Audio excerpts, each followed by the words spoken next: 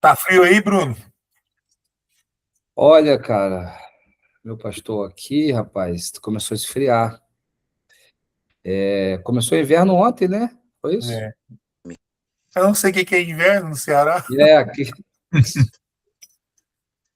Aí para vocês é tenso, né, cara?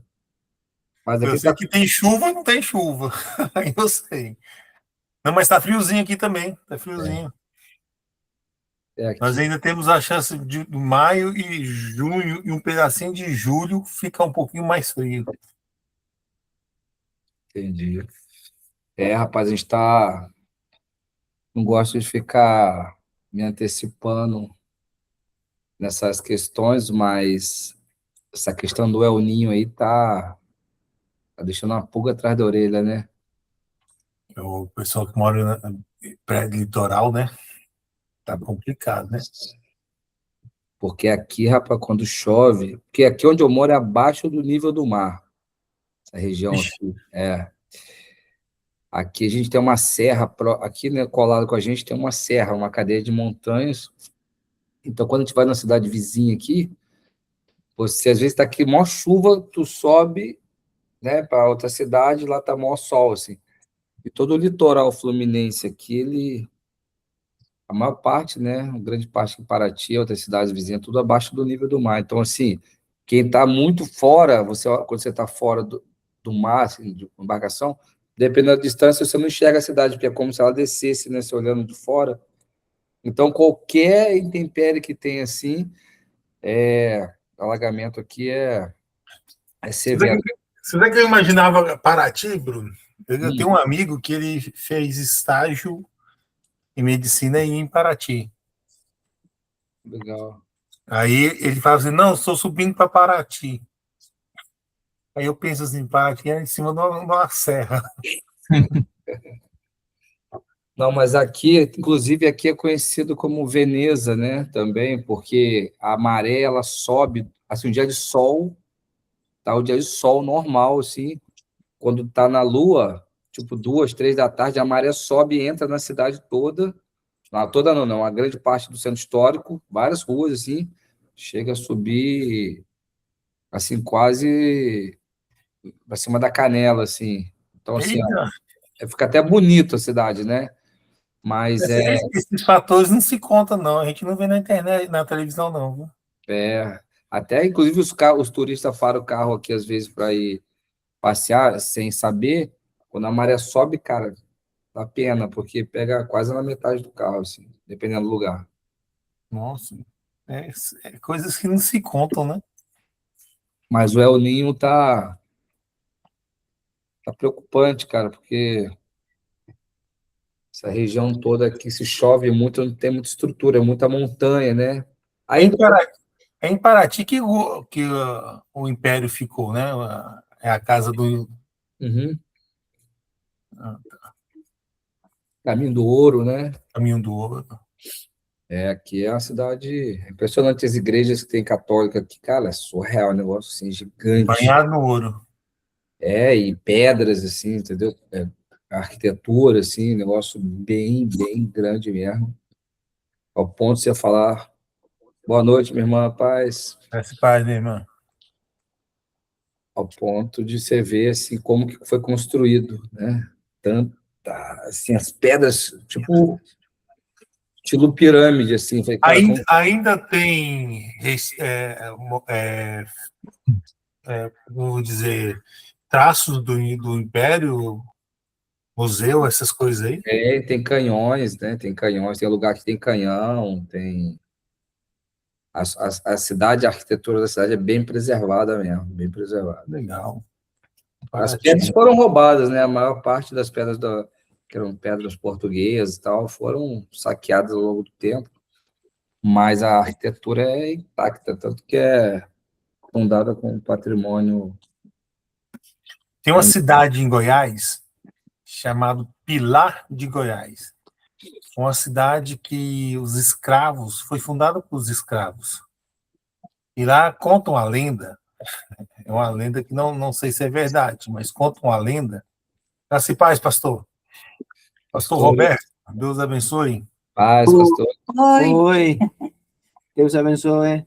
Aí conta essa lenda, Bruno, que a irmã da princesa Isabel, quando a princesa Isabel assinou a Lei Áurea, ela fugiu com alguns escravos para lá, cidade de Pilar de Goiás. A cidade todinha ela foi fundada por escravos. Uau. Toda, toda, toda, toda. Aí tinha um irmão que foi convertido ao evangelho, um irmão, nós chamávamos ele de Nego Ribeiro. E ele morou numa casa que era da família dele, que era patrimônio histórico.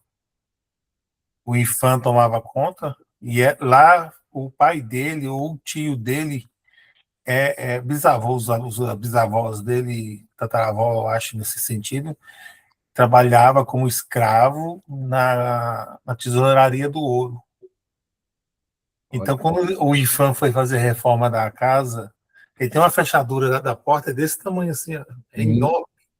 Aí, quando ele foi fazer a reforma, tiraram o piso de madeira para reformar, acharam foi mais de 100 pepitas de ouro.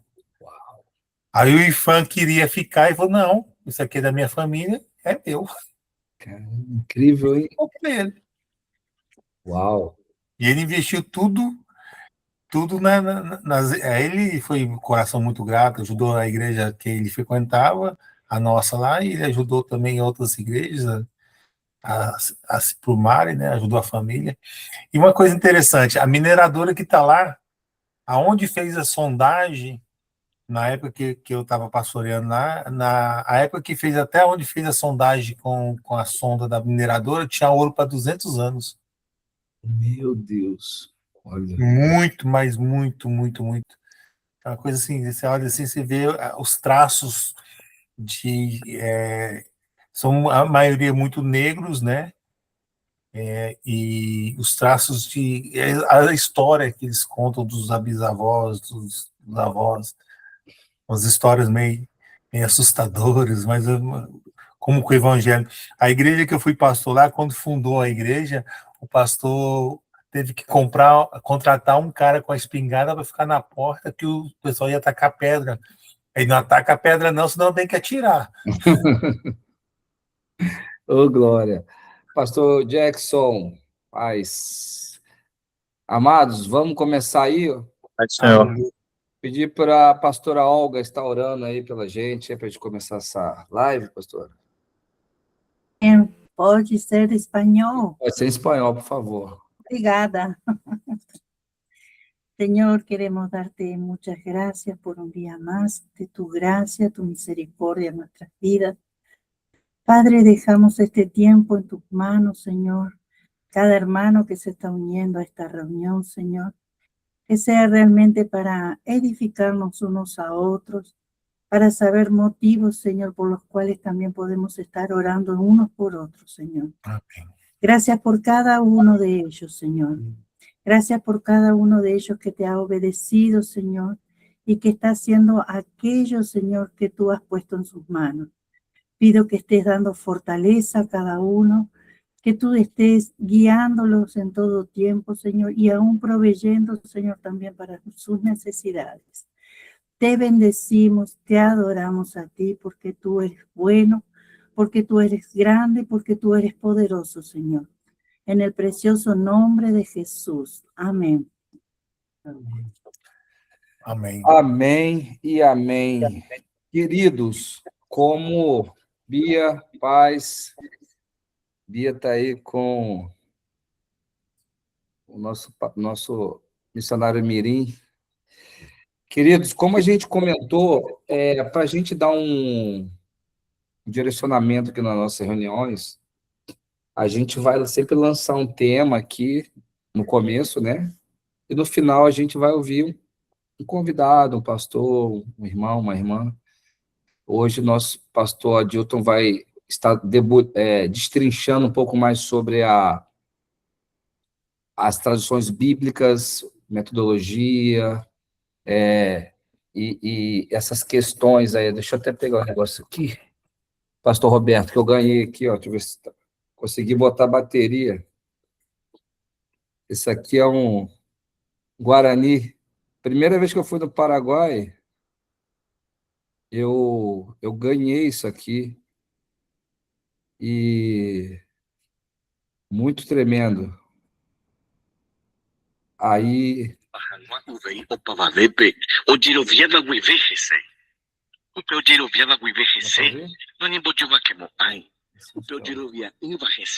é um... Então, assim, eu fiquei apaixonado, mas não entendo nada, assim, eu fico maravilhado de ter alguém que vai falar sobre esse assunto, né? Eu tenho aqui uma Bíblia aqui que eu ganhei. Essa Bíblia aqui. Essa aqui é Guarani e espanhol. Em espanhol. Ela é muito linda, ela ganhei do pastor Márcio, ela tem uma metade espanhol e metade Guarani, né? Ajá, ajá. Guarani. E essa aqui é Y uma... esa es Guaranite. esa es guaraní. E essa aqui é só Guarani, não entendo nada, mas assim, eu tenho É? Sabe aqueles, Mas- tipo, cara analfabeto que pega a Bíblia e... Mas eu fico Amén. maravilhado que a gente vai compartilhar sobre isso. Então, sempre vai ter essa dinâmica. E foi o que eu falei na última live, irmãos. Às vezes, talvez você tenha algo dentro de você aí, uma vivência, que para você pode parecer simples, mas pode mudar a minha vida, pode mudar a vida de alguém aqui. Então, nos temas que a gente vai tratar, vamos tentar, obviamente, ser sucintos nos comentários, por causa da gente não entrar madrugada dentro aqui. Mas é muito importante a gente estar compartilhando, né, falando, porque é um lugar de mesa. E esse tema de hoje eu queria falar sobre filhos no campo. Os filhos, né, como que as crianças, porque quando a gente aceita o chamamento do Senhor, e a gente diz o sim, isso está incluso nossa família, né? O nosso trabalho, até pessoas que nem querem, né? Às vezes, pô, igual meus filhos.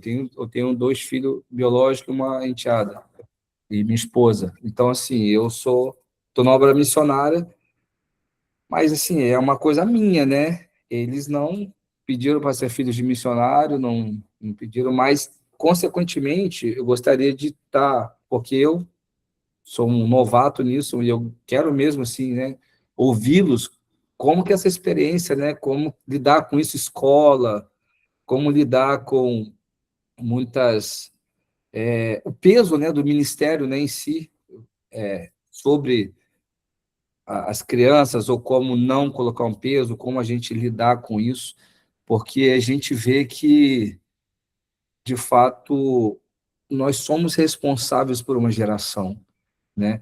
A gente não pode deixar isso morrer em nós. A gente não está obrigando ninguém, nossos filhos, a serem pastores ou missionários, obviamente, mas recai sobre nós uma responsabilidade, né? Afinal de contas, se a gente está pregando para tantos se converterem, naturalmente a gente espera que os nossos também sejam alcançados e que, de certa maneira, esse legado ele recaia sobre eles, né? De forma assim, mesmo que meu filho, por exemplo, seja qualquer coisa, um médico, um bombeiro, um astronauta, um pedreiro, um padeiro, não sei, qualquer coisa que ele seja, que isso fique impregnado como um legado sobre ele, né? Essa chama, né? Porque a gente não quer ficar trazendo sardinha para a brasa, que, nossa, mas assim, realmente a essência do evangelho, ela é anunciar o reino de Deus, né? Aquilo que o Senhor ele nos deixou, nos confiou, foi, cara, ide por todo mundo e pregar o evangelho. E como inserir essas crianças nisso, né? Como lidar com isso, como vocês lidam. Então, está aberta aí a nosso tema. Eu posso acrescentar um adendo? Por favor. É que um dia eu vi essa frase, eu queria ver com os irmãos, que é também sobre filhos. O chamado missionário é seu ou da sua família? Fiquem à vontade, irmãos. Eu creio que o chamado ele é pessoal, né? Eu creio que não automaticamente não passa para eles, né? Nossos filhos eles vão ser levados ao campo por tabela, por serem nossos filhos, né? No nosso caso, por exemplo, a gente chegou aqui no campo, a nossa primogênita tinha 6 meses. Então, ela não escolheu ser criada no meio de uma comunidade indígena, né, numa aldeia. E realmente a gente foi vendo através dos anos a dificuldade dos nossos filhos nessa questão de identidade, quem somos nós, né? Porque na convivência lá entre os indígenas, eles aprenderam o idioma deles fluentemente, muitas vezes eles se comportavam como um deles, né? No convívio social, nas reações, e a gente viu que até hoje os nossos dois primeiros filhos que foram criados lá na aldeia e moraram lá, a mais velha até os 15 anos e o Natan até os 12, quando a gente passou a vir morar aqui na cidade de Paraná, os nossos filhos não sabiam como conviver no meio urbano, não cresceram frequentando uma igreja local, a qualidade do ensino também lá na vila não era bom. Então, até hoje, eles ainda têm essa dificuldade, né? São muito introvertidos com a nossa cultura, afinal, eu sou quem, né? Então, muitas pessoas na igreja olham para nós, né? Para nossa família, quando a gente tinha a oportunidade de pregar e divulgar, e se referia aos nossos filhos como missionários também, né? E a gente sabe que eles não são, né? O chamado é pessoal individual. Pode ser que algum deles venha a ser, mas o chamado foi meu, específico, e da minha esposa. Eu não creio que o chamado é da família, né? Mas pode ter essa questão do chamado ser só do marido e a esposa e os filhos ter que se encaixa no... Então, irmão Bira, aí realmente pode ter alguma divergência, né? Uhum. Eu lembro quando eu estava no treinamento missionário, que desde da escola bíblica, a nossa formação já foi para um trabalho transcultural. Então, ainda na escola bíblica, quando eu conheci a minha esposa Vilma, conheci ela lá. E a gente começou a querer iniciar um relacionamento de namoro, e antes de formalizar esse namoro, eu chamei a Vilma e conversei com ela.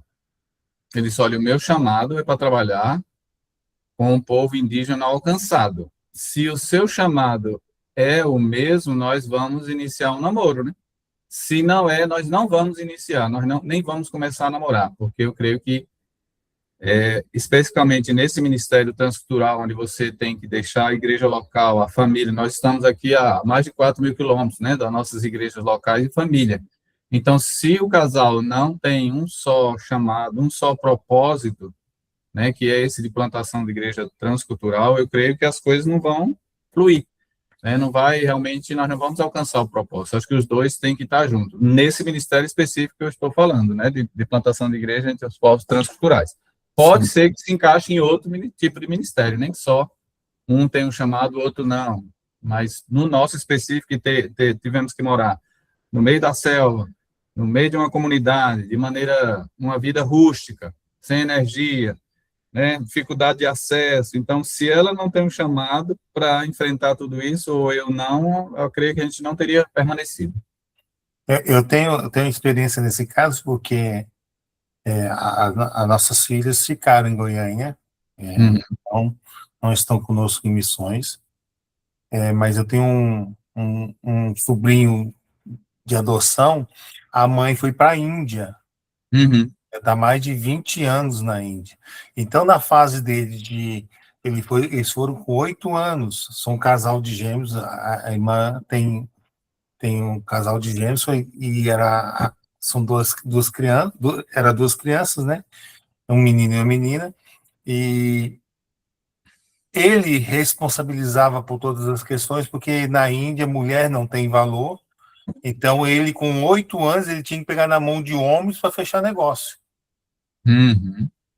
Então, com 8 anos, ele assumiu a responsabilidade do homem da casa, Sim. Mesmo ele não sendo o homem da casa, porque ninguém conversava com a mãe, nenhum homem fechava negócio com a mãe, então era tudo com ele. Ele hoje, ele não pensa em missões. Ele fala assim, Deus me livre de missões. Eu sou crente de ficar em casa, porque foi muito sofrimento na vida dele.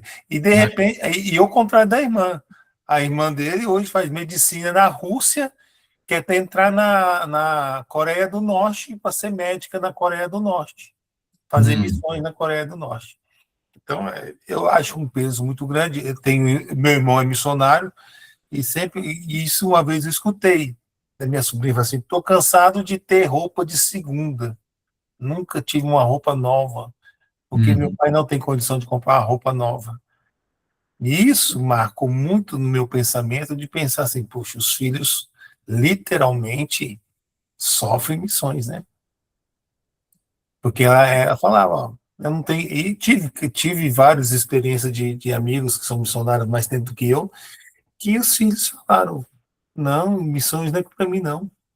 Deus me livre de missões. E eu acho que a gente tem que respeitar, né, como pais, não só assim por alguns terem tido alguma experiência negativa, mas mesmo aqueles, eu creio que os nossos, assim, no geral, eles se saíram bem, né, lá na aldeia, nunca aconteceu nada assim grave, mas eu tenho que respeitar como pai que eles não têm o mesmo chamado que nós, né, podem ser bons profissionais ou servir a Deus com a profissão, né, em outras áreas, ou mesmo como mantenedores de algum projeto, como meu filho tem sido, então, a gente há de respeitar, né? E essa parte também, assim, das dificuldades, né, que muitos missionários passam na questão financeira e falta de sustento, muitas vezes, eu creio que também tem fases, né, do ministério. Quando nós chegamos aqui em Rondônia, a nossa missão, ela recomendava para a nossa região, ao chegarmos aqui, na época, era um salário mínimo por filho e um salário mínimo por cabeça. Então, no caso, nós viemos em 3, né? Naquela época, nós teríamos que ter, no mínimo, 3 salários mínimos de sustento. E nós viemos com menos de 1. Então, através dos anos, né, Deus foi abrindo as portas, levantando igrejas parceiras, novos mantenedores, a família foi crescendo, tivemos 3 filhos, a necessidade do trabalho foi avançando, e na medida que foi avançando, Deus também foi levantando sustento, né? Então, realmente teve momentos que a gente estava na aldeia, por exemplo, e a dificuldade de acesso, que as coisas básicas da nossa alimentação acabou, e a gente teve que emprestar com a comunidade algumas coisas, para depois repor. E a gente viu o cuidado de Deus até nos suprindo através deles, muitas vezes eles indo pescar e caçar, e trazia a nossa porção, por a gente fazer parte da comunidade, tinha direito, né, a ganhar uma parte da pescaria, do que era matado. Então, através da própria comunidade, muitas vezes a gente viu o cuidado de Deus, né, suprindo. Eu lembro uma vez, uma véspera de Natal, a gente estava lá na aldeia, e naqueles dias, assim, com a vontade de tomar uma coca gelada, a gente não tinha energia em casa, né? E, de repente, naquele dia, chegou uma viatura com o servidor da FUNAI, e estavam por ali, já tinha anoitecido, e ele estava querendo ir embora à noite, a estrada é muito difícil acesso, e nós recomendamos, por que vocês não dormem, amanhã vocês seguem, e aí fizemos uma janta para eles, almoçaram conosco, e eles trouxeram da cidade coca gelada, né? E a gente não tinha falado nada, né, que estava com esse desejo. E aí, antes de ir embora, eles, tipo, tinham levado umas coisinhas, eu sei que sobrou até coisa para as crianças, como caixa de bombom, e as coisas que a gente está indo para a cidade mesmo, então deixou, né? Então, às vezes, Deus usa, né, essas pessoas no momento que a gente nem esperava. Tivemos muitas experiências assim, né? Mas, realmente, a gente tem tido dificuldade com os nossos filhos, né? Por terem essa geração de filhos missionários que a questão da identidade, eles têm muita dificuldade mesmo, afinal, quem eu sou, né? Eu sou um indígena, gavião, ou eu sou um não indígena, mas eu fui criado como um indígena, eu falo a língua deles, eu peguei um pouco da cultura deles, afinal, quem sou eu? Longe da família, né? Dos avós. Meus filhos não têm relacionamento quase nenhum com avós, com tios, a gente ia lá a cada 3 anos, coitados, eles são estranhos, né, a família, porque a gente morando aqui não tem família aqui, né? Então, tem toda essa dificuldade, né? É o preço, né, que a gente paga. A minha irmã Valéria. Então, a gente também, eu e meu esposo, a gente serve no ministério desde quando a gente era solteiro, né? Então também teve esse combinado aí antes da gente se casar, de servirmos juntos na missão, né? Mas, como o irmão acabou de falar, a gente sempre tem aquele ônus, né? Na missão, a gente sempre vai passar por situações assim eu acho que nós, os missionários, não sei vocês, mas eu já recebi muitas críticas de pessoas que às vezes estão dentro do ministério, outros missionários, ou estão fora, e que querem, assim, colocar como uma regra, né? Não, porque missionário tem que levar os filhos para a missão, porque pode passar qualquer perrengue, mas os filhos têm que estar juntos. Aí a gente ouve outros falar, vocês são loucos de levar os filhos para o meio da selva, de levar, igual a gente já participou de viagem na Amazônia, que a gente levou os nossos filhos, né? E aí o pessoal falava, e se pegar uma doença? E se cair no rio? E aí começa, né, esse tipo de cobrança com os missionários. Então, assim, é uma coisa muito interessante essa pauta para a gente refletir, porque assim, eu tenho sido muito atacada com respeito a isso, porque eu tenho uma filha de 12 anos, né? Então, a minha filha tem acompanhado a gente nessas missões, e por um período, você falou aí, Bruno, questão da escola, né? Então, a minha filha de 12 anos, por um período, ela ficou sem estudar, porque a gente não conseguiu fazer o homeschooling com ela lá nos Estados Unidos. Aí ela ficou 6 meses sem estudar, aí depois teve que voltar quando a gente estava morando em Portugal, ela teve que voltar, estava aqui no terceiro ano, aí já tinham passado acho que mais de 6 meses, teve que voltar para o terceiro ano. Então, assim, aí depois lá na frente o pessoal fala, mas privou os filhos de estudar, privou o filho de ou deixou o filho estudando porque não queria tirar o filho da escola. Enfim, eu acho que de todo jeito a gente leva pedrada, né? E eu acho que a única coisa que a gente, assim, eu, né, tenho tentado ficar nesse lugar, assim, da obediência ao Senhor. E de saber que, mesmo que para o meu irmão, ele deixou os filhos, igual o irmão Bira deixou as filhas lá, o Senhor comigo, no meu coração, eu creio que eu estou em obediência em levar os meus filhos. Então, acho que, assim, se a gente for por essa direção de Deus, posso estar errada, mas, assim, pelo menos até aqui é o que tem funcionado com a gente. A gente ora junto, eu e meu marido, recebe a orientação do Senhor e a gente faz. É claro que a gente não vai acertar sempre, né? Mas, assim, fica aquela angústia, né, de você, assim, ai, meu Deus, eu estou fazendo o melhor para meus filhos, estou obedecendo ao Senhor, e será que isso lá na frente, quando acontece algumas coisas, né, a gente começa a se sentir culpado também, podia ter feito daquele jeito. Então, assim, eu acho que é uma situação bem difícil e foi muito bom vocês colocarem essa pauta aqui, porque eu tenho muitos questionamentos também nessa área. Amém. Tem uma parábola não, quase que um meme, né, que a gente vê hoje, que é o cara carrega um homem mais velho, um menino e um burro. Aí eles vão andando os três juntos, aí falam, poxa, por que não coloca o menino em cima do burro? E o pai carrega, aí o pai faz isso, chega na frente, pô, nunca vi isso, uma criança, um jovem desse, um idoso, por que não coloca o idoso no burro e o menino carrega? Aí ele faz isso, aí chega lá e critica, pô, mas coitado do animal. E no final das contas, tipo, cara, se eu ficar ouvindo o que os outros falam, chega um momento que ninguém vai estar satisfeito com nada. E realmente, assim, hoje eu sou pai, assim, né?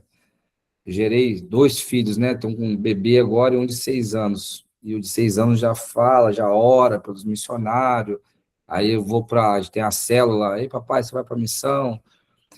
E eu fico pensando assim, né? Como que deve ser no campo. Porque eu, tipo assim, eu estou vivendo ainda no meu meio, né? Agora imagina vocês para outra cidade, para outros países. Eu acho que, assim, a gente tem que fazer aquilo que acha que julga melhor para os filhos, porque na realidade, irmãos, a gente sabe que a gente está indo para um local incorruptível, que é o céu.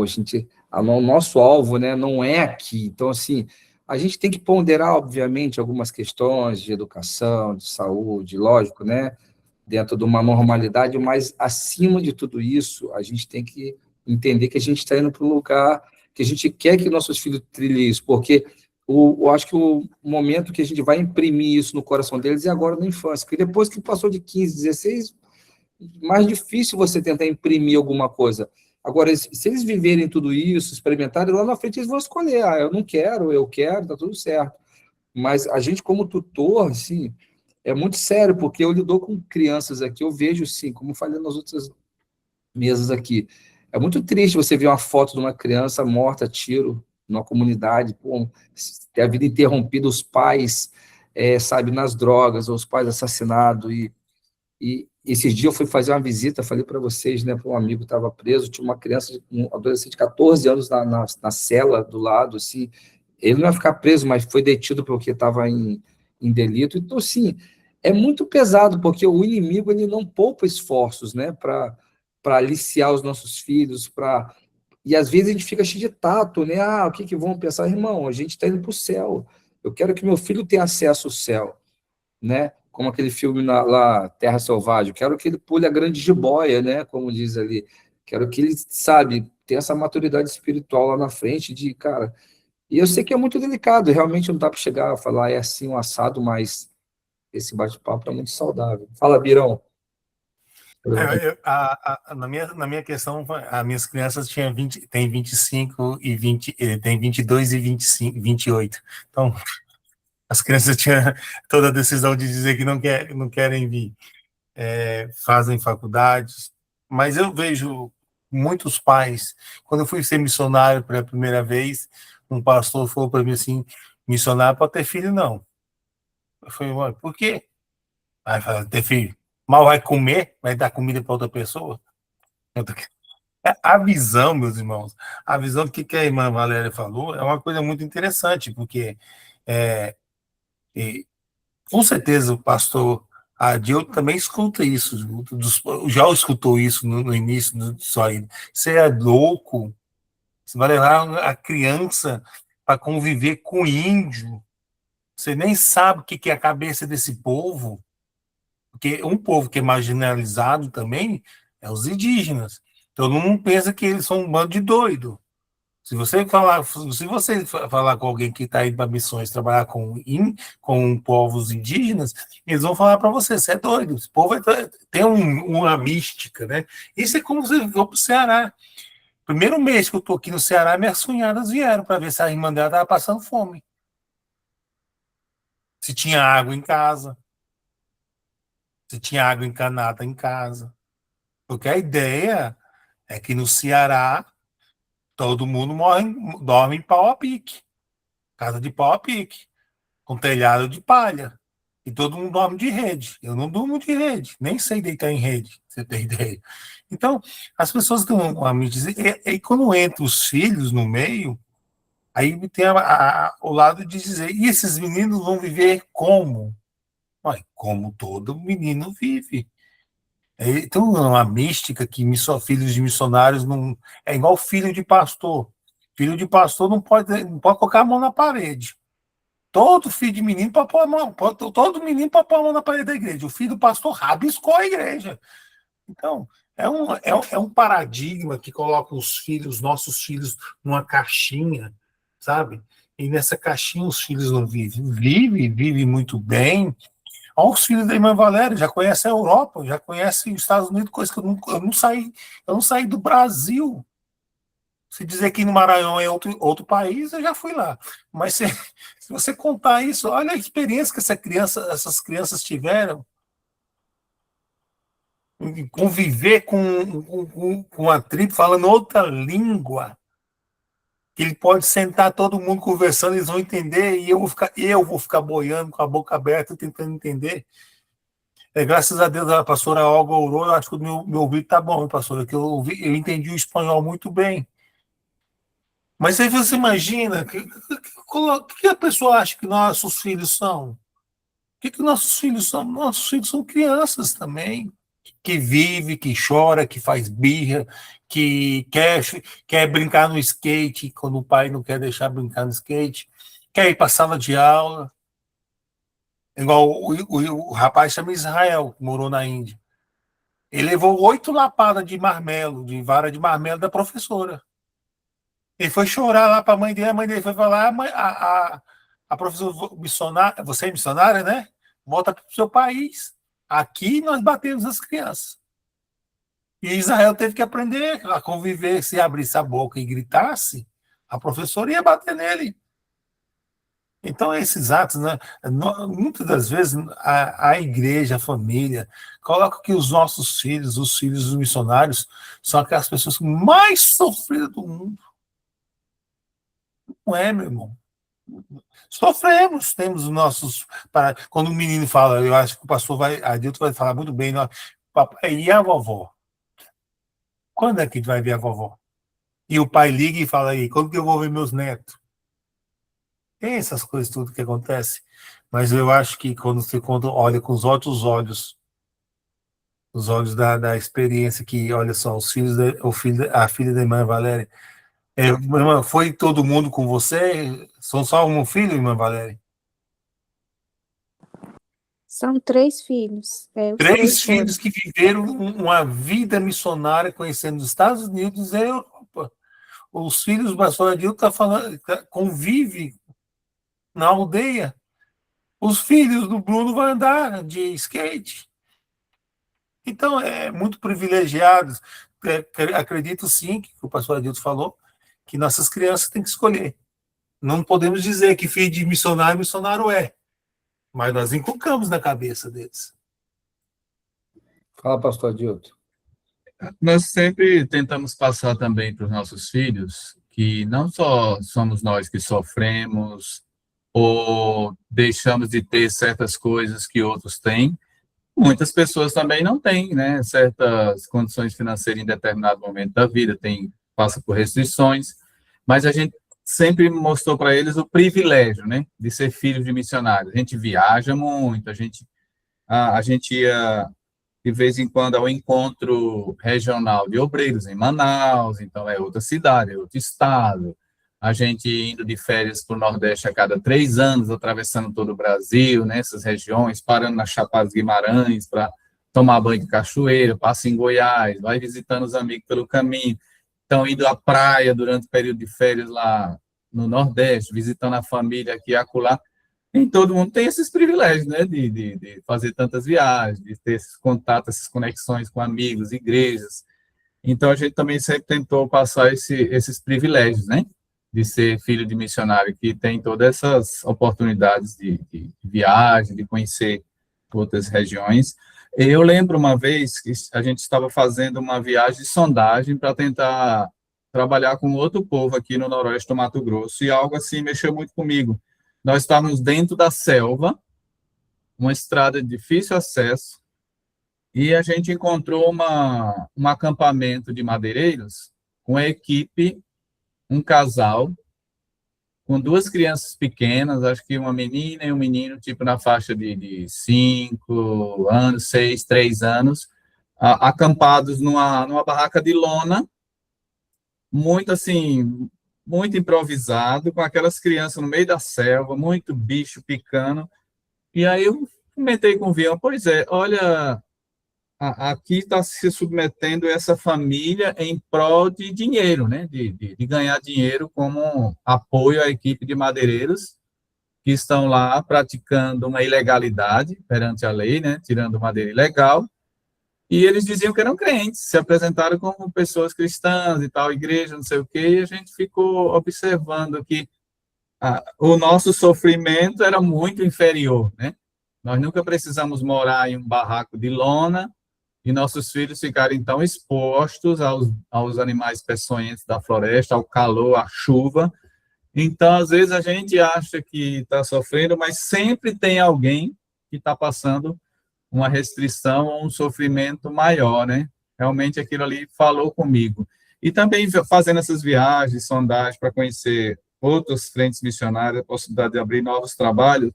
Uma coisa que sempre nos entristeceu foi que a gente percebia nesses lugares que os madeireiros, garimpeiros, palmiteiros e todos os eiros chegavam primeiro, né? Todos eles já estavam lá antes daquele povo ter um engajamento com uma equipe missionária, né?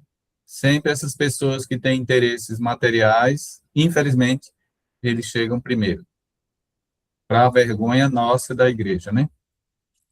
Então, isso é muito rico, né, esses relatos, porque, assim, se a gente for olhar os outros povos, eu já fui Hare Krishna, né, já fui monge e tal, e dentro da cultura hindu, dentro da Índia, né, toda essa cultura ali, muitos também eles levam muito à risca o ensino das crianças naquela doutrina, né? Se eu for pegar o muçulmano, a mesma coisa, desde criança eles têm uma diferente assim, de nós ocidentais, que a nossa mente ainda é muito embaralhada com muitas questões, né? O oriental, ele é mais centrado em tudo, né? Tanto o japonês, toda a cultura oriental, ela é muito centrada, sabe para onde quer ir. Então, o exercício, eu acho que a gente deve fazer é entender para onde a gente está indo. E se a gente está indo para o céu, a prioridade são as coisas do céu, prioridade. Ainda que o mundo fale contra, né? Como a irmã André falou, o homeschooling, por exemplo, hoje em dia está sendo perseguido, o pessoal aqui, e existem muitas questões, mas, acima de tudo, a gente tem que saber para onde a gente está indo, cara, porque cara, quais agendas que vão estar bombando, hypando daqui a 10 anos, 5 anos. E as agendas que já existem hoje. Hoje, eu compartilhei aqui esses dias, porque assim, meu filho está com 6 para 7 anos. Eu não tenho como privar ele do tablet, do videogame, eu não tem como, assim, bitolar ele numa bolha, né? A gente tem que ensinar, mas na realidade. E, pô, GTA, eles têm um pessoal que está evangelizando no GTA, cara, porque eles fizeram uma igreja virtual, porque eu não entendo muito, francamente falando, mas o que eu vi é que o GTA, como outros jogos virtuais online, você é um personagem ali dentro de um cenário com várias outras pessoas e tem diferentes cenários, e uma dessas é uma igreja, fizeram uma igreja evangélica, e o rapaz é um pastor, é um bonequinho ali, mas é um pastor que fala e os outros interagem, cara, 30 mil pessoas na sala ali, pessoas jogando, de repente, tem uma igreja, vai ter um culto. Então, assim, cara, existem muitas coisas acontecendo em relação até a janela 10, 14 aí, 4, 14, né, digamos assim, que é essa janela da infância, da juventude. E os nossos filhos, cara, eles têm que estar com o sangue nos olhos para isso. Assim, a gente concorda, a gente não pode obrigar nada, né? E não está em nossas mãos isso, mas eu acho que como pais a gente tem pelo menos o desejo de querer que eles experimentem isso, né? Porque, na verdade, ninguém é masoquista aqui, ninguém escolheu ser missionário por uma questão de masoquismo. Eu quero sofrer, eu quero... Não, é porque o nosso coração foi roubado, o Senhor nos alcançou, nos colocou um amor, e a gente faz isso com toda a nossa alma, assim, né? A gente podia estar fazendo qualquer outra coisa essa hora, por exemplo. Pô, o que mais eu tenho que fazer é coisa, os irmãos aí estão cansados. Mas por que a gente decidiu estar aqui? Por que a gente decidiu esse chamado? Qual é o ponto do nosso coração que nos faz essa engrenagem, ela caminhar? Então, eu acho que essa maturidade, ela tem que ser passada para eles, acima da religião, né? Acima da religião, porque eu sou evangélico. Não, porque, cara, o Senhor, meu filho, nos salvou. Olha só, a gente anda na rua, a gente mostra, tá vendo aquilo ali, aquilo. Então, esses relatos vão dar, pelo menos, para os nossos filhos uma lente mais apurada para eles escolherem se eles querem ou não no futuro. Mas a gente usar disso com muita sabedoria, né, com muito tato, porque nós vivemos hoje uma era completamente diferente do quando eu era criança. Eu tenho 47 anos. Quando eu era criança, era outro mundo que a gente vivia. Na década de 80, 90, era outro mundo. A gente vive uma outra realidade. Tudo que nossos filhos têm hoje, cara, é muita informação. E é muito tênue, né, essa linha do mundo de Nárnia, por exemplo, e o mundo real, né? Entre, cara, o que eles estão experimentando em toda essa agenda que está sendo criada debaixo dos nossos olhos, o que eles estão experimentando, isso incutido dentro de qualquer questão. Vou pegar um negócio aqui rapidinho.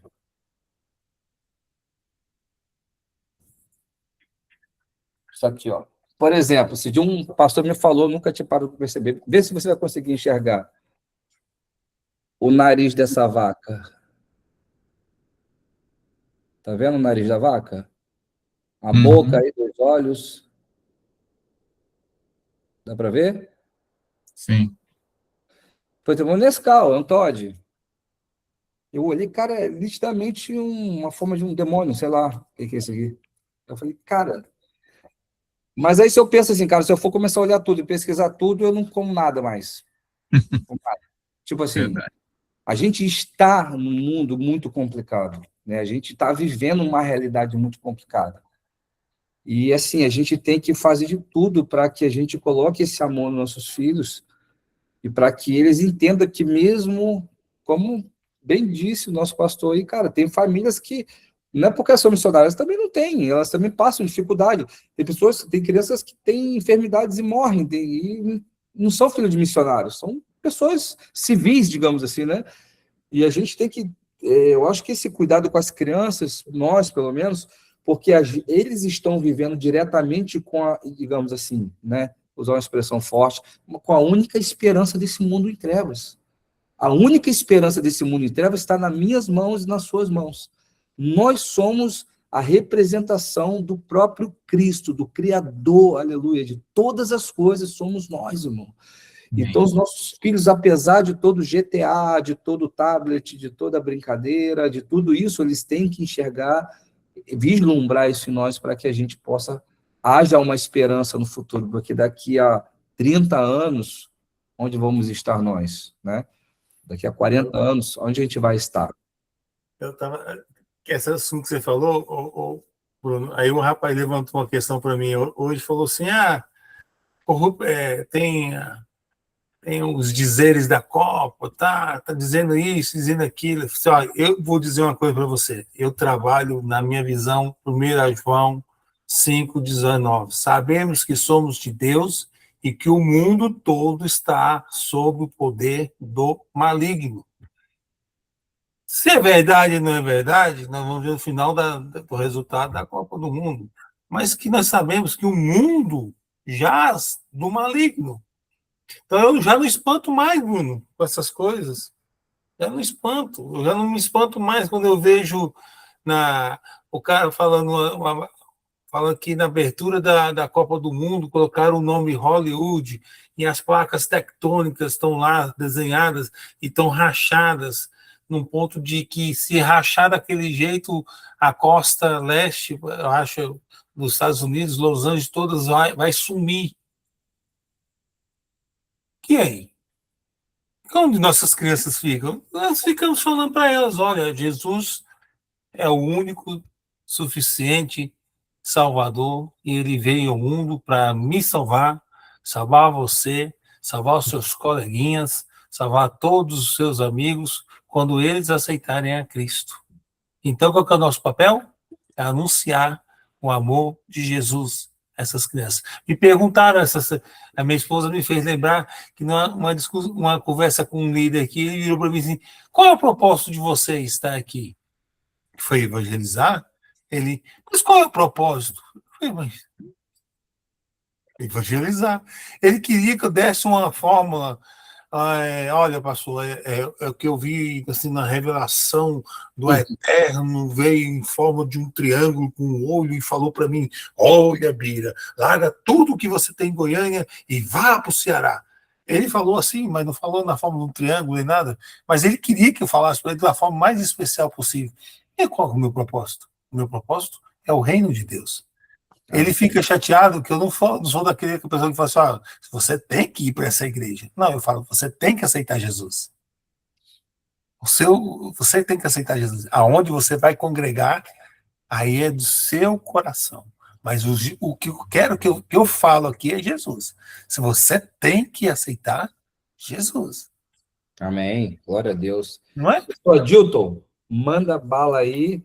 Queremos saber aí dessas traduções aí. Estou ansioso aqui, quero começar a traduzir minha... Tá brincando? Pegar um povo indígena aqui, imagina o cara traduzir, fazer um monte de heresia aqui. Jesus, amado. Compartilhar aqui minha tela.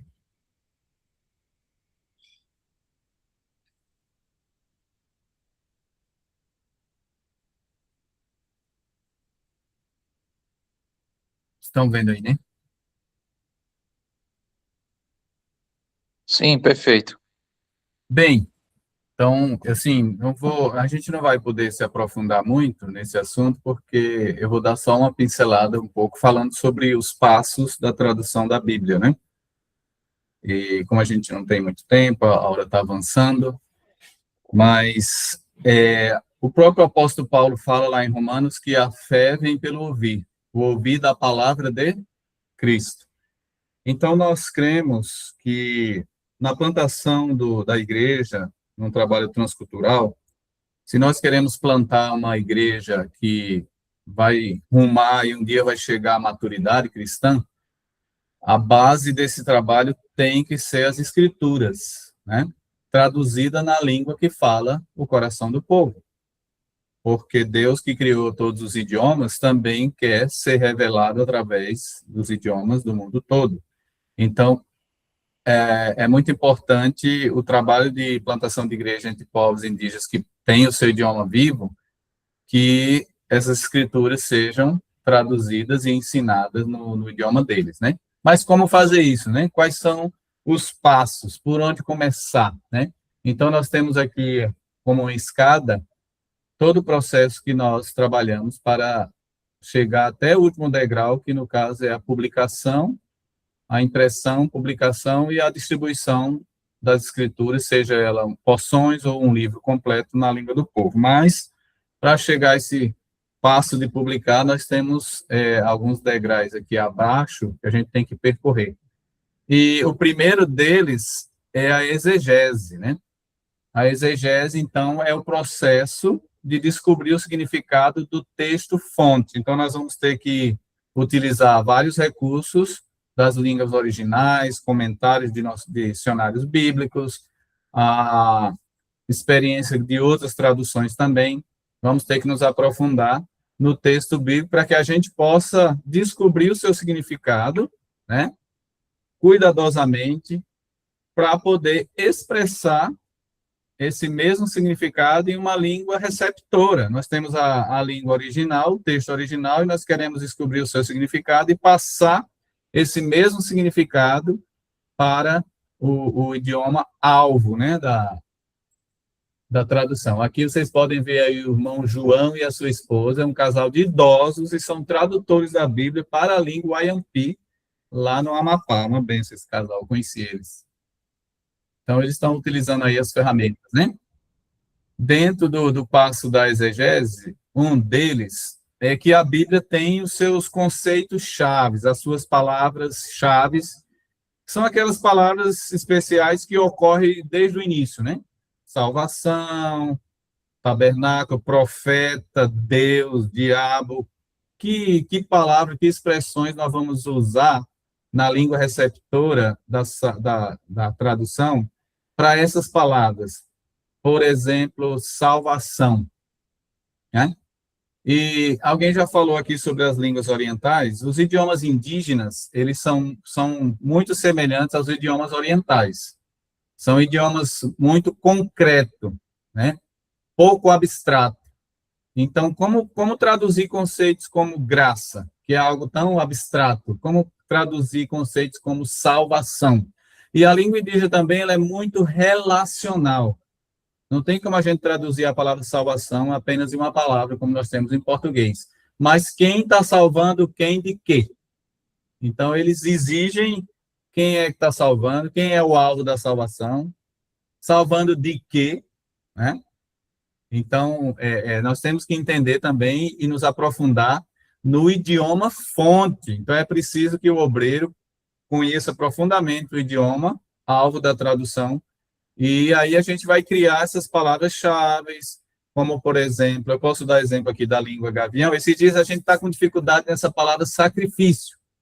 Nós estamos traduzindo lá em 1 Samuel, e a princípio nós escolhemos uma expressão como queimar animal em adoração a Deus, né? Queimar animal em adoração a Deus. Mas tem sacrifícios, como a oferta de paz, que apenas o sangue e a gordura do animal era queimado, o animal era comido, como lá na história de Samuel, né? Quando Eucana vai lá para Siló, então ele dá uma porção dobrada daquele animal para Ana, do que deu a Penina e os seus filhos. Então, a gente já percebeu que naquele contexto, quando se refere que Eucana foi a Siló para sacrificar o Senhor, essa palavra de queimar o animal que ele levou já não dá sentido ali, porque eles comeram parte do animal. Então, nós estamos revendo a possibilidade de matar o animal em adoração a Deus, para esse texto específico. Porque o animal não foi todo queimado, eles comeram porção, né? Era dividir uma parte para os sacerdotes e para o ofertante. Então, tem esses desafios, que mesmo que a gente crie uma palavra-chave, dependendo do contexto, a gente vai ter que fazer uma certa adaptação, né? Aqui a equipe dos indígenas Suruí, é um povo aqui de Rondônia, de Cacoal, que estavam trabalhando no seu idioma e escolhendo as expressões para suprir alguma lista de termos chaves ou conceitos chaves na Bíblia. Então, como eu falei sobre a exegese é o quê? Nós vamos ter que descobrir o que significa aquele texto, e agora nós vamos fazer a transferência. Como nós vamos falar isso, né, nesse idioma receptivo da tradução, e nós vamos ter que fazer testes e verificar a comunicação. Então, como é essa transferência? Se vocês observarem aqui, a língua-fonte, no caso grego, hebraico, aramaico, ele está nessa forma de quadrado, né? Então, o idioma-fonte, nós vamos descobrir o significado, nós vamos pegar aquele significado e vamos reexpressar no idioma receptor. Veja que está como um triângulo, porque as línguas não são iguais. E eu vou dar um exemplo muito claro das nossas traduções aqui para nós. Se você for lá em Gênesis 1:1, na tradução Ara, não a nova Ara, mas ela começa assim, ó: no princípio criou Deus os céus e a terra.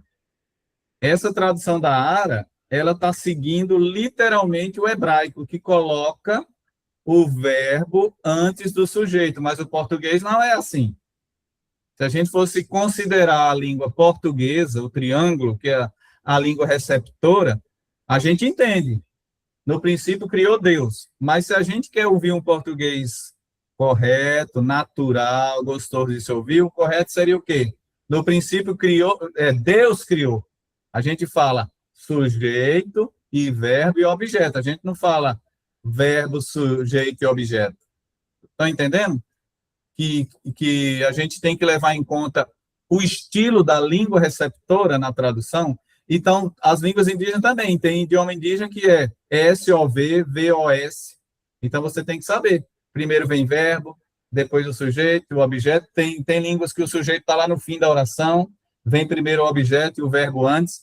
Então, eu não posso traduzir de maneira literal, porque isso não vai soar uma tradução natural e compreensível. Então, é importante, sim, a gente manter a fidelidade ao texto-fonte, mas como o Gavião falaria esse significado, da mesma maneira que carregou todo o sentido e significado para aquela língua original e as pessoas daquela época.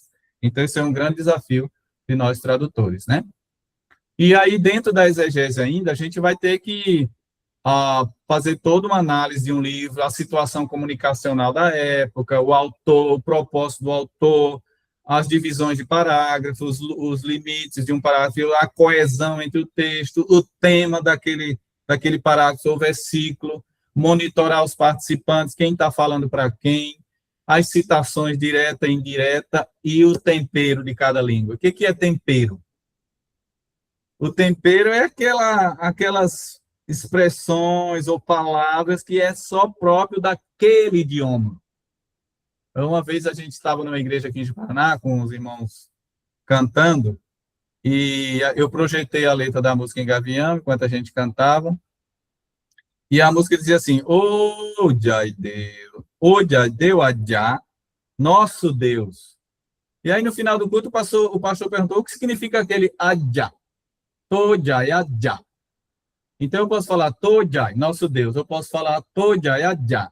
Eu posso falar com tempero ou sem tempero, com emoção ou sem emoção. Esse adja não tem tradução, ele é emoção. É como se fosse o nosso ó Deus, ó Senhor, né?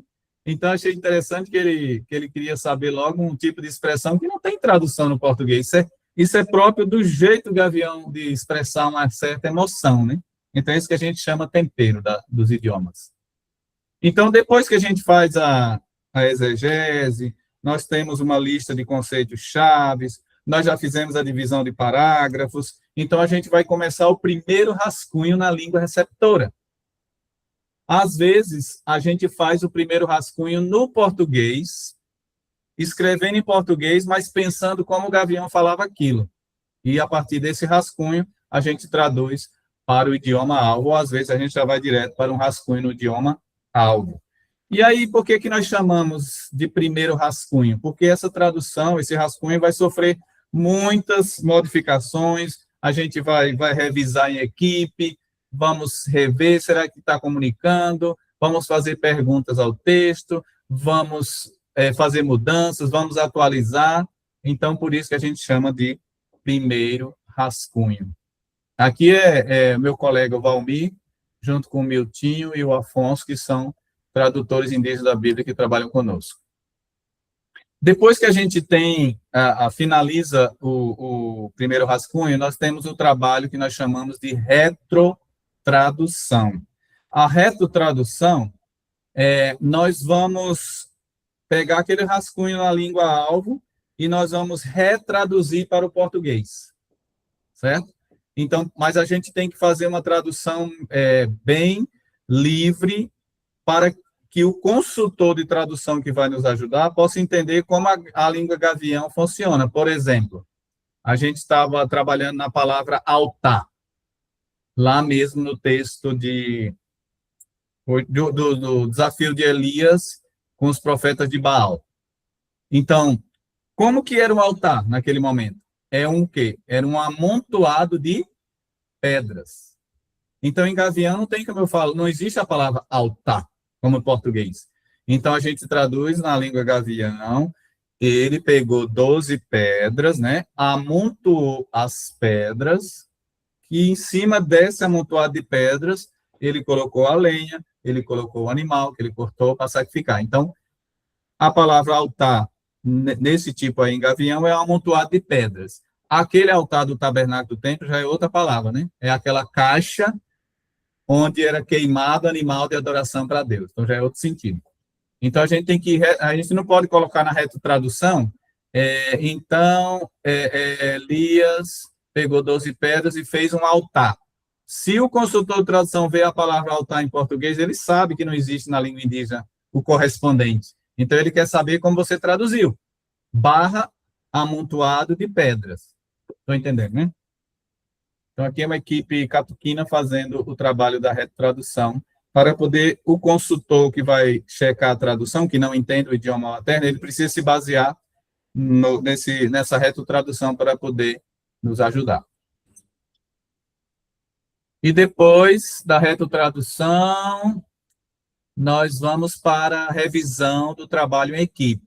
Então, a gente volta o texto novamente, a gente verifica a exegese, a gente verifica os comentários, a gente testa entre a equipe, lê, relê, faz perguntas ao texto, revisando, corrigindo e melhorando a tradução. Depois, a gente imprime essa tradução preliminar e a gente faz perguntas de compreensão ao texto, e agora nós vamos reunir com um grupo na comunidade, de preferência crianças, jovens, adultos, todas as gerações, onde nós vamos fazer os testes de compreensão. Então, a gente vai ler parágrafo por parágrafo, pedir um resumo para quem ouviu, gravar o que você está entendendo, e, às vezes, fazer perguntas específicas, né? Por exemplo, no desafio lá do Elias e os profetas de Baal, podemos fazer perguntas bem específicas, né? Quantos bois ali foram trazidos? 2. Então, eles escolheram um, Elias pegou outro. Se alguém respondesse 3, 4, 5, a gente ia perceber que a tradução não estava comunicando claramente. Então, a gente faz esses testes, e aí surgem muitas expressões novas, eles dão boas sugestões, a gente vê a gravação, atualiza a tradução novamente para poder melhorar. Deixa eu ver se eu consigo avançar aqui. Ok. Depois que a tradução, os testes preliminares com a comunidade, entre equipes já está feita, nós finalizamos, a retrotradução está pronta, o consultor, lendo a retrotradução, já mandou assim, sugestões de melhorar o texto, corrigir. Aí nós temos agora a checagem presencial com o consultor. Essa checagem aqui é lá na aldeia, na minha casa, lá na aldeia. Nós tivemos a presença de 2 consultores, um em treinamento, o outro oficial. E aí nós estamos fazendo a checagem aqui, se eu não me engano, na época, era de Gálatas e o livro de Tito. Então, o consultor, para fazer essa checagem, nós precisamos de indígenas gavião, de preferência bilíngues, onde a gente vai ler o texto em gavião, ele dá um resumo para o consultor, se o consultor não fica satisfeito, ele faz perguntas de compreensão específica para testar se o texto teve uma boa exegese, se o versículo, o conteúdo está completo, não houve nenhuma omissão, não está faltando nenhuma parte do versículo, e se há compreensão. E aí, assim, a gente vai avançando até concluir toda essa etapa. E aí, depois que o consultor aprovou a tradução, a gente faz uma nova impressão, correção ortográfica, a edição, a divisão de parágrafos, tem que dar toda essa checagem ainda, para prosseguir os passos na tradução. E aí fazemos, então, a edição final, lendo mais uma vez, com toda a equipe de tradução, se a tradução é clara, se ela está natural, se é aceitável, enfim, os últimos testes finais, a edição final, e aí, finalmente, a checagem final dos termos-chave se estão comunicando, comparar as passagens paralelas, a soletração, se a marcação de letra maiúscula e pontuação está correta, para a gente poder, então, finalmente chegar nas últimas etapas, que é a publicação. Toda a checagem, as notas de rodapé se estão corretas, a divisão, os títulos, então, tem todo esse preparo na edição final. E aí, nós, tendo completado toda a edição final, nós vamos fazer em equipe a última leitura.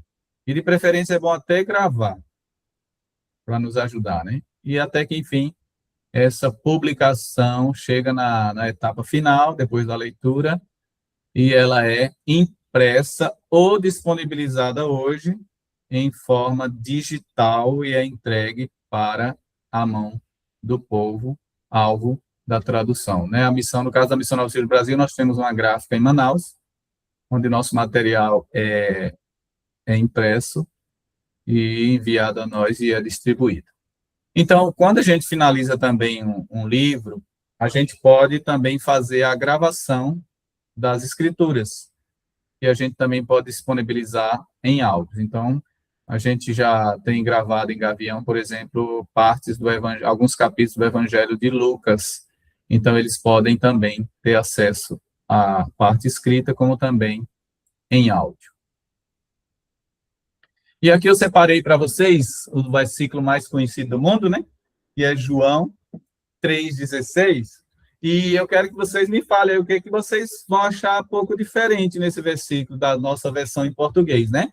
Ena pajai mangolatere anen paderei kalameneka anetomuya kamantenta kabia.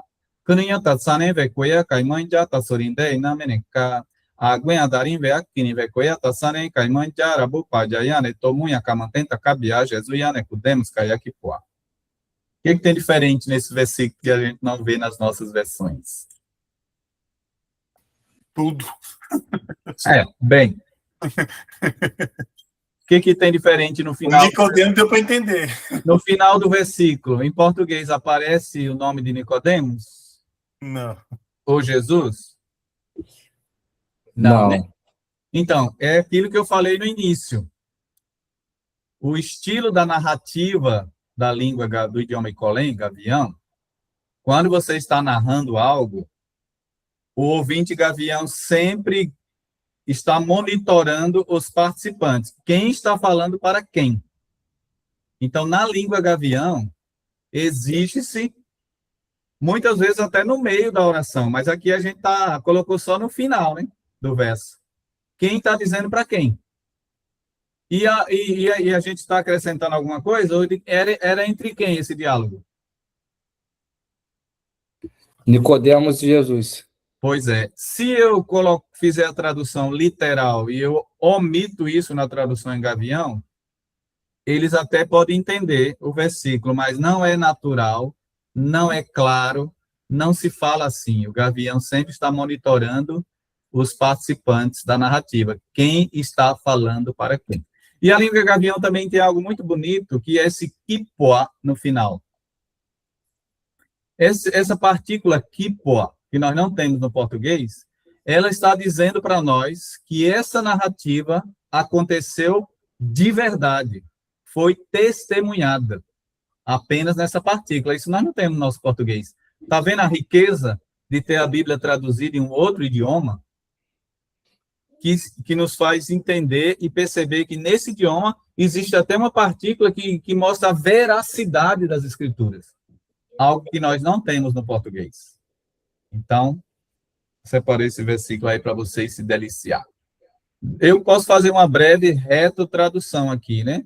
Então, assim Deus amou muito mesmo as pessoas, né? Por Deus amar muito mesmo as pessoas, ele causou, gavião tem o causativo, ele causou seu único filho ser morto por eles, para que todos aqueles que creem nele não venham a se perder, né? Mas, pelo contrário, para que eles tenham a vida eterna, né? Foi por isso que Deus causou o seu único filho ser morto por eles. A língua gavião também gosta muito de repetição. Aqui mesmo ele repete 2 vezes, que o filho único foi Deus causou matar ou sacrificar o seu único filho, que é o estilo da língua gavião, né? E aqui eu separei essa fotinha, que é onde eu estou agora aqui no escritório, onde a gente trabalha de segunda a sexta, de modo remoto, né?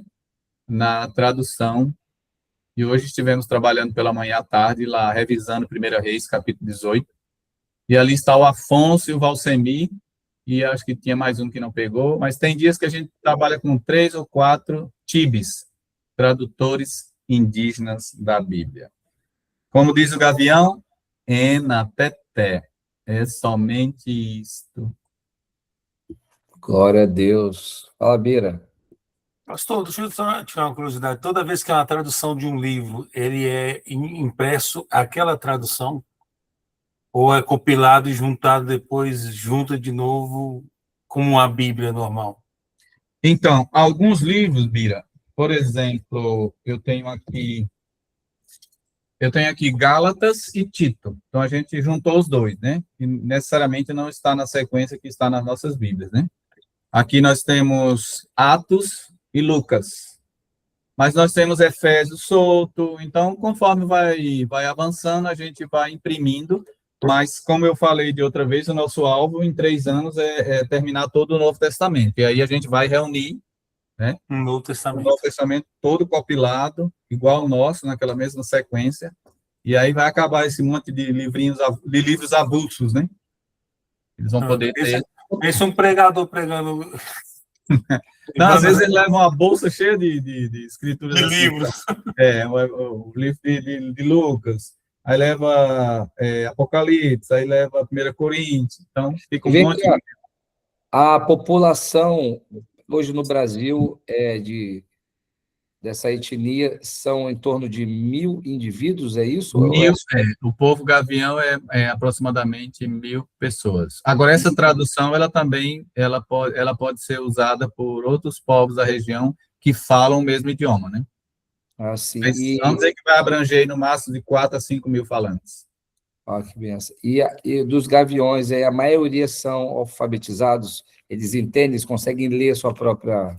Sim, a maioria deles, eles podem ler. E essa tradução, esse crivo existe, por exemplo, porque assim, hoje a gente tem muita tradução bíblica, né? Sim, Mas a gente tem diversas várias até, versões, né? várias versões. Existe alguma, porque você falou, organizados pelas novas tribos do Brasil, não é isso? Uhum. E isso tem as outras agências, é reconhecido isso assim dentro de um crivo, assim, porque eu fico imaginando assim a coisa, porque assim como o senhor aí, a sua equipe, deve ter várias outras equipes que fazem tradução bíblica, né? Sim.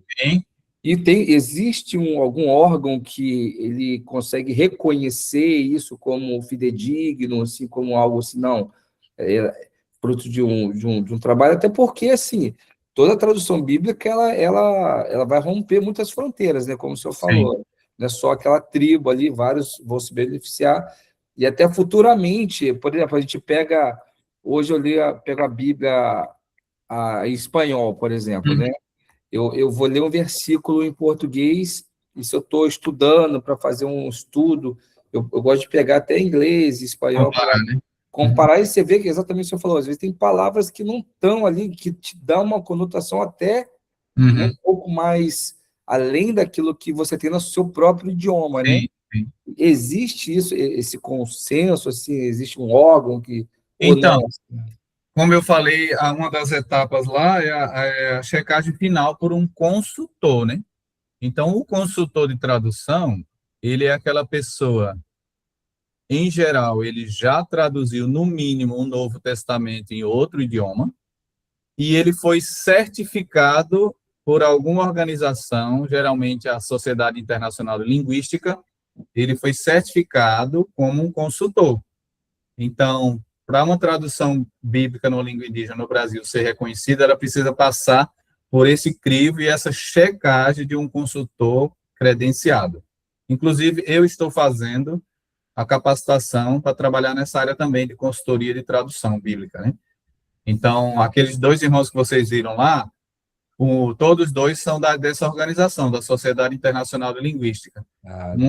Ele traduziu o Novo Testamento na língua do povo, na Dub, no Amazonas, e o outro, Kif, na língua do povo Bororo, no Mato Grosso. Mas na época o Kif estava em formação, hoje ele já foi credenciado e ele já está atuando como consultor.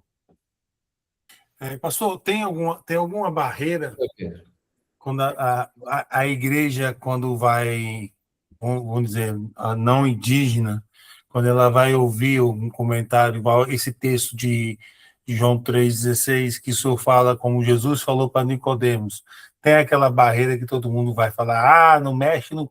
Ai, daquele que mexe numa vírgula da palavra de Deus, não sei o quê. Tem isso?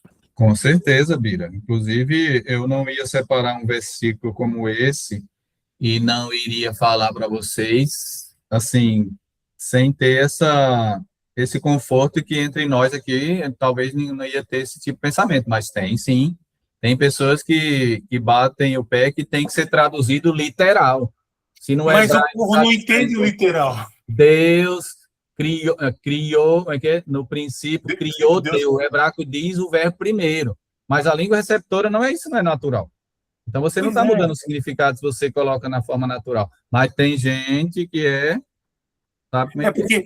Porque se a gente for levar no pé da letra, nem o Salmo 23 não é como a gente deveria entender, né? Salmo 23 é Senhor é meu pastor, de nada terei falta, não é o Senhor é meu pastor, de nada me faltará, né? É de Então, nada terei falta, né? exatamente. Mas a gente tem que ter todo esse cuidado. E uma coisa que eu não falei, que a nossa tradução, toda organização tem uma tradução base, né? A nossa é a ARA, né? Sim. A base da nossa tradução é a ARA, ou a ANA hoje, né? Chama. Tremendo. Não, isso é muito rico, porque, rapaz, é uma dedicação muito grande, né? Você se dedicar a um idioma. Imagina a gente que tem a oportunidade de ministrar a palavra, né, em igrejas, né? Às vezes a gente vai pegar igrejas mais tradicionais, outras comunidades. Você vai Uhum. pregar numa favela, numa comunidade Você fala você tem que usar algum termo ali para que eles possam entender, né? Se você vai pregar, se você vai falar abertamente com alguns jovens na rua, você tem que usar, porque isso é uma arte, né? Você saber usar as palavras, que essas palavras possam traduzir aquilo que o pastor Adito falou no começo aí que a fé vem pelo ouvir, e ouvir a palavra de Deus. Sim. E esse ouvir, esse verbo, esse ouvir, ele tem que estar claro, né? Você tem que falar e ela tem que entender aquilo a palavra ela tem que gerar um sentimento dentro dela que vai mover a mente, o coração dela, para que ela absorva aquela mensagem, né? Porque, como Jesus falou para o próprio Nicodemo, cara, você tem que nascer de novo. Você vai, cara, como que eu vou nascer de novo? Vou entrar de novo no ventre da minha. Aí eu falei assim, rapaz, se você quer príncipe, você não sabe disso, então não adianta nem de ficar falando aqui. Eu já fui pregar numa igreja que o pastor mandou uma mensagem para a gente: a sua pregação tem que ser nessa versão. Bem, sim, eu também, Bira. Eu falei assim, uai, tudo bem, né? Então vamos para essa versão. É que nós não acreditamos na NVI, nós não cremos na tradução. Eu falei, beleza, e a minha era da NVI. Ai. Também já fui em igreja assim. A gente tem que saber, né, como lidar com essa situação, tem que ter maturidade. Tá bom, tranquilo, não problema, né? Vamos para frente. Glória a Deus, amados. Obrigado, pastor Adilton, por... Imagina, Bruno, eu agradeço a oportunidade de poder falar um pouquinho do nosso ministério nessa área de tradução. Essa riqueza vai ficar gravado isso lá no YouTube, né? Isso futuramente. Depois eu mesmo vou olhar lá com mais calma, E a ideia é essa, irmãos, tudo que a gente faz aqui é para a glória do nome do Senhor, para que a gente possa se dedicar mais, né? Porque tem dias que são difíceis, né? De fato, a gente que está nessa seara, são tantas questões, irmãos, e às vezes a gente está super animado e tem dias que a gente tem tantas questões, mas quando eu ouço um trabalho como esse, a gente vê que a obra de Deus exige uma sobriedade, né? A gente precisa ser sóbrio no sentido assim, cara, a gente tem que seguir um caminho sabendo que vão ter dias difíceis, vão ter desafios, mas contudo a gente, como o pastor dito aí, ele tem que concluir uma obra, né? Ele começou uma tradução, ele precisa se debruçar, existem uns passos, tem hora que tem que ser mais devagar, tem hora que tem que recuar, tem que ter essa maturidade, né? Eu acho que, porque realmente, irmãos, a gente lidar com tantas coisas no mundo que a gente vive hoje, que a informação, ela está assim, avalanche de informação, né, de conhecimento, mas muitas vezes sem sabedoria, né? Existe só muito dado, muita informação, e às vezes a gente precisa, quando eu ouço uma questão dessa aí, eu me traz assim, uma paz assim, dentro de mim, que eu falo, poxa, eu sei que o caminho é longo, mas existem processos que a gente tem que passar para que no final a obra seja concluída, né? E isso seja transmitido por gerações, né? Porque, cara, isso é um legado, imagina, você deixar gerações vão ser tocadas por uma vida de dedicação, né? O que você está falando aí, Bruno, é só um ponto de análise, de curiosidade. Depois que Martim Lutero traduziu a Bíblia, da tradução de Martim Lutero, todo mundo aí teve uma grafia alemã própria, porque tinha várias versões de alemão que eles escreviam. Depois da tradução de Martim Lutero, da Bíblia, que houve uma certeza, não, vamos seguir essa linha da tradução. Então, foi através da tradução da palavra de Deus que se formou um idioma fixo na Alemanha. Uhum. Vamos aí, vai virar, vai que Deus usa essa tradução e futuramente se torna uma só língua entre os povos indígenas. Sim, Deus pode fazer. Pastor, uma pergunta, e só uma curiosidade mesmo, por exemplo, ali, a gente sabe que a maioria dos povos indígenas, eles já têm acesso a a civilização, digamos assim, né? Eles têm acesso à internet e tudo isso aí, mas eles têm muitos livros, ele tem outros livros, além da Bíblia, eles têm outros livros, assim, até como formação básica, matemática, português, existem vários livros assim, né? Então, no Brasil, na mídia, para os governos, eles falam muito da educação indígena, educação diferenciada. Mas, na prática, os mesmos livros que chegam lá nas comunidades indígenas é o mesmo livro que vem para a escola pública não indígena. Mas no Na idioma deles, Não, tudo em português. no idioma deles não tem nenhuma outra literatura além do Então, livro. no caso do povo nosso, nós, missionários, traduzimos alguns livros de leitura. Por exemplo, Como Fazer Flechas. Eu traduzi um livro chamado Animais de Outros Países, que aí eu falo sobre animais que não tem no Brasil, como elefante, como girafa. E eu fiz um caderno de exercícios que faz pergunta de compreensão, né, de interpretação ao texto. E aí a missão imprimiu, a gente disponibiliza. Tem um jogo de 7 cartilhas de alfabetização, tem um outro livrinho de histórias deles, a mitologia deles. Então, tem um mini dicionário, nós temos uma mini gramática. Tudo isso foi desenvolvido por nós, né? Então, é o pouco que eles têm. Porque, pelos próprios professores indígenas, ou por pessoas que vêm de fora para capacitá-los, até hoje a gente não tem visto nenhum material. Se não fosse material feito por nós mesmos, nem na escola deles teria nada. Então, além do material bíblico, nós temos também livros de leitura, mas muito pouco, né? Sim.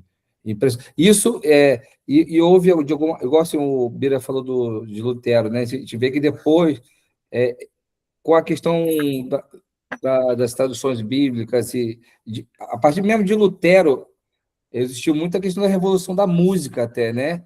Questão musical, de arte sacra, muitas coisas surgiram a partir do cristianismo, né? Não só de Lutero, mas até antes. Você percebeu alguma questão dessa no meio deles? Assim, existiu alguma influência? E porque assim, você acaba tendo acesso a questões, a culturas diferentes, né? Sim. Aconteceu isso ou não? Assim, foi... Especificamente na nossa realidade do povo gavião, que fala o idioma tonal, que é uma língua quase musical. Então, devido à presença do evangelho e depois o início da igreja, apareceram muitos compositores de músicas, hinos e coros cristãos, e eles até hoje compõem muita, vocês não têm ideia, eu desconheço qualquer igreja local que seus membros tenham compostos mais músicas e letras e músicas do que a Igreja Gavião.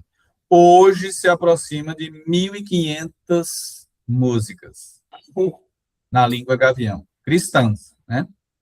Então, quantas músicas os membros das igrejas de vocês compuseram? Então, isso é uma riqueza, né? E tem muitos grupos também de louvores, quase, dentro desse povo tão pequeno, tem uns 20 grupos, né, de louvor. É Deus. Meu Deus, impressionante. Não, porque é o impacto, né? A gente está falando de coisas espirituais, mas, consequentemente, isso gera muitas coisas, né? Tanto que a gente vê a história da igreja, né, em si, quanta revolução, tanto para o bem quanto para o mal, aconteceu, né? Em relação até essa troca de cultura, né? Porque a gente está ali, na verdade, a gente está mesmo, como o senhor bem disse aqui nas outras lives aqui, preservando ali a questão de costumes e cultura dele, mas é inevitável o choque cultural, porque a gente está falando de uma educação cristã, judaico-cristã, né? Está trazendo muitas questões até que precisam ser traduzidos e de certa maneira, desmembrado ali para que eles entendam até conceitos que, por exemplo, falar sobre o sacrifício. Como você vai falar do sacrifício de Jesus se não falar da cultura judaica, do que era a peça, né? Do que era quando Moisés deixou ali o Egito, houve a morte dos primogênitos, que ali a palavra peça, ela gera essa... Então, assim, muitas coisas, né? Não é só Jesus morreu, mas que relevância tem isso se não for inserido nesse contexto, né, judaico cara, ele é o cordeiro, porque o sangue nos umbrais, e o anjo da morte passou por cima, e ele foi sacrificado na Páscoa. Então, cara, é uma riqueza, assim... Verdade. Não é à toa porque os antropólogos ficam em cima do povo cristão, né? Claro. Porque a igreja muda, transforma, Cristo muda, Cristo transforma, Cristo faz uma coisa diferente. Onde que um antropólogo vai e coloca na cabeça dele que um povo de 1000 pessoas tem bandas, tem 1000 hinos cantados na língua deles, e não tem um rock cantado na língua deles, às vezes tem, não tem. E isso deixa os antropólogos mordidos de raiva, querem tirar os evangélicos, a igreja do meio dos indígenas, do povo indígena, porque há uma revolução, há uma cultura que chega. Onde o governo não chega, a igreja está chegando. Sim. Não é? E uma coisa também que a gente tem visto é a questão da dignidade humana, né? Na cultura gavião, assim, a divisão de classes, né, era bem nítida. Então, tem a família dos caciques. Esses têm vozes na comunidade. Numa reunião da comunidade, o indivíduo sabe que ele não tem voz ali. Ele tem opinião, mas ele não pode falar. Mas na igreja, aí a gente vê aquele que na comunidade não tem voz, ele está pregando a palavra, está dirigindo um culto, ele é o cantor principal daquela banda, do grupo. Então, veja como o evangelho faz aquele que não é nada ser algo. E isso também quebra essa barreira, né? Mas esse camarada perante a comunidade nem tinha direito de falar, aqui ele dirige um culto. Tá vendo? Como o evangelho proporciona também voz a quem não tem, dignidade a quem não tem. Então, isso é uma coisa muito bonita que eu tenho visto lá também, né? Glória a Deus. Queridos, obrigado mais uma vez. Glória a Deus pela vida dos irmãos. Deixar ela faz vigília, hein? Se deixar, a gente faz vigília aqui. Mas, muito feliz. Foi muito rico, de verdade mesmo. Isso aí, olha, eu particularmente maravilhado, tá? Vou pedir aí para o nosso irmão Bira estar orando para a gente estar encerrando. E que Deus continue abençoando a vida de cada um aí. Amém. Vamos orar. Senhor Jesus, muito obrigado, porque mais uma vez nós vemos e aprendemos que o reino do Senhor se expande, cresce e tem feito maravilhas no meio daqueles que têm proclamado a tua palavra, Pai. E principalmente aqueles que têm ouvindo a palavra que tem mudado vidas, ó Pai.